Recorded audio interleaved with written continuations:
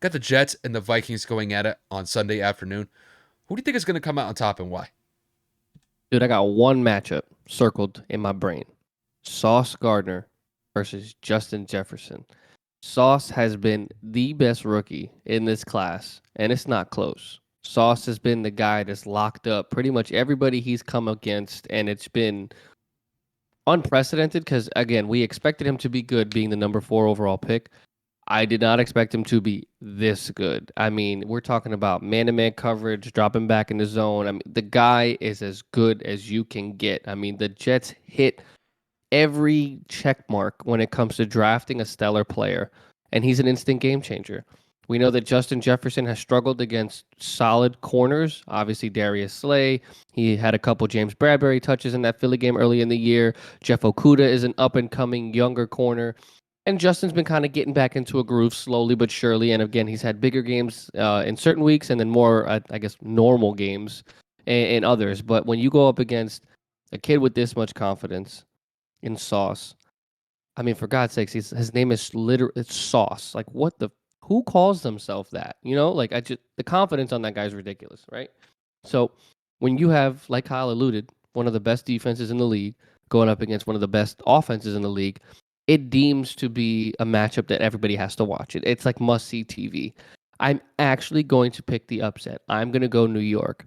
Minnesota's defense is not something that has been impressive over the course of the last month or so. Not to mention, Mike White expands this offense to no extent when compared to Zach Wilson. If you can leverage the vertical capabilities of Elijah Moore, if you can put Garrett Wilson in some mismatch situations, I truly believe if they keep the time of possession, I'm not going to say similar to this Thursday night game with the Patriots and the Bills, but if you can run the football effectively and keep the ball out of Kirk Cousins' hands, I really think that the Jets can pull one away in Minnesota. I just think with the combination of Mike White and this newly awoken offense with their already confident defense, I really firmly believe that the Jets can pull something out of Minnesota, man. We're talking about like the Jets find ways to get to the quarterback. They are pretty solid at stopping the run, and by stopping, I mean slowing down. They're not the greatest team in the world. And then, of course, you have probably one of the better secondary tandems out there, right outside of Sauce Gardner. So you're looking at it and you're saying, well, on paper, this is going to be a good matchup. But when you actually break it down step by step, I think that the Jets have a slight edge. I know that Kirk Cousins is a better quarterback than Mike White, and that's how you score in the league is by having a good quarterback. But if you take that quarterback's options away, and obviously the pass rush of the Jets has been above average, and Minnesota's offensive line has struggled, I think that that can pose problems for Minnesota in the long haul. I'm not saying it's going to be a blowout. I'm not even saying it's going to be a double-digit win. I think the Jets squeak away with one by the score of maybe 24-21. I don't know what it is, man. I don't know if I'm overhyping Mike White. I don't know if I'm just a prisoner in the moment. I think that he's going to do just enough to get them past, and I think that Sauce is going to come up with a huge turnover, and he is going to help seal the game for the Jets to pull off an upset and move to 8-4. Yeah, we're gonna be honest with you. I'm very split on this game, and to me, this is one of those games where I don't really have a clear, definitive winner. Because in one scenario, I see the Jets winning. In another scenario, I see the Vikings winning. And this is just, I'm going to do my best to just kind of break it down this way. But I'm going to give my case for why both teams can win. And then I'll honestly probably just finish it with which team I think is going to have the best chance to win. But it's going to be by a very slim margin. So let me start with the Jets first. If the Jets are going to win this game, it is going to be because of their pass rush against that Vikings offensive line. If the Jets are able to establish dominance on the defensive side of the ball against that, what I would consider is a weakened offensive line with the Vikings because of the injuries that they've been dealing with the last couple of weeks, I think the Jets can have a very good chance to win this game by maybe 3 or 4 points. And because I think when it comes down to it, being able to slow down this Vikings offense is a key emphasis when it comes to Robert Saleh and the defensive coaching staff in being able to give themselves a chance going on the road into Minneapolis. Because let's face it, when it came to the Vikings last week against the Patriots, it looked like they returned to form. They had that one game against the Cowboys a couple weeks back where they just got destroyed at home. The offense couldn't move the ball in any way, shape, or form against Dallas's defense, and the game was essentially over by halftime. But looking back at that Patriot game, they put up over 30 points. Justin Jefferson cooked that Patriots secondary. Adam Thielen got involved.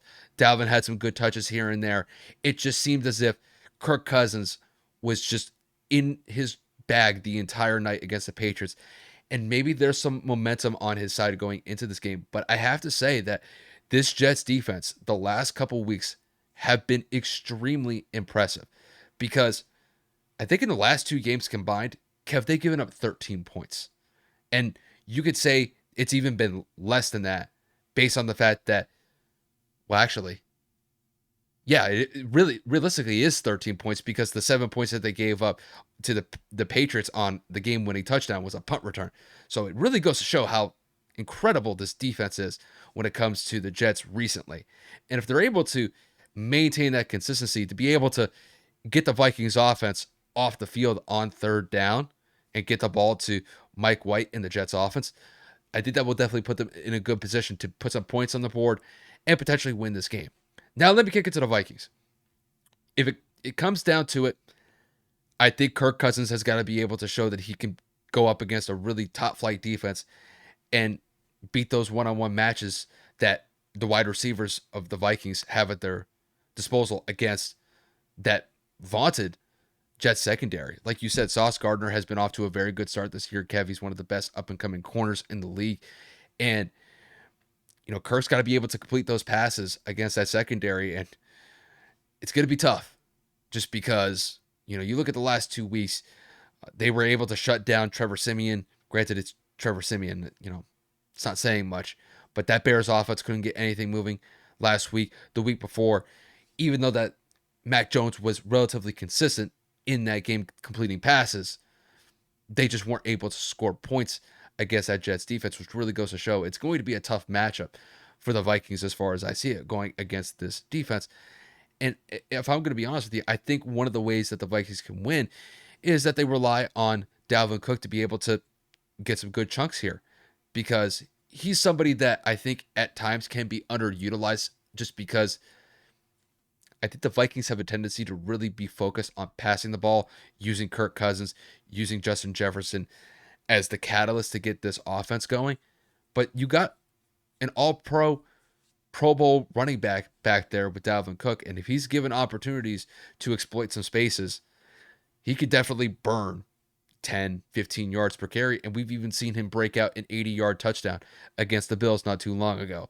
So if the Bills are going to win this, not the Bills, if the Vikings are going to win this game, it's going to have to be a Kirk Cousins-led performance, and the defense is going to have to get some turnovers against Mike White. If they're able to do that, I think they'll be able to win. When it comes down to my pick, Kev, I'm going to go with the opposite here. I'm going to go with the Vikings in a very close win. I'm saying they win this one by 3 or 4 points. Like I said before I even dove into my scenarios for both teams, I could see both of these teams getting a dub in this scenario. But I'm going to go with, I think the Vikings have enough offensive firepower to top that Jets defense and squeak by in this one. I think when it comes down to a score, I'm going to say they win this one 27-24, but it's going to be a battle. And I think to me, it comes down to that battle of line of scrimmage. If the Vikings offensive line is able to hold up against that Jets pass rush and their front six, front seven, gives them a slight edge.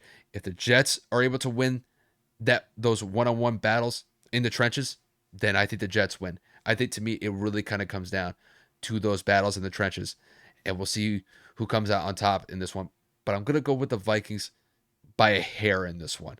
But like I said, Kev, I'm with you 100%. I could definitely see the Jets getting this game too. So I don't want to rule that out either, but I'm going to go with the Vikings on this one.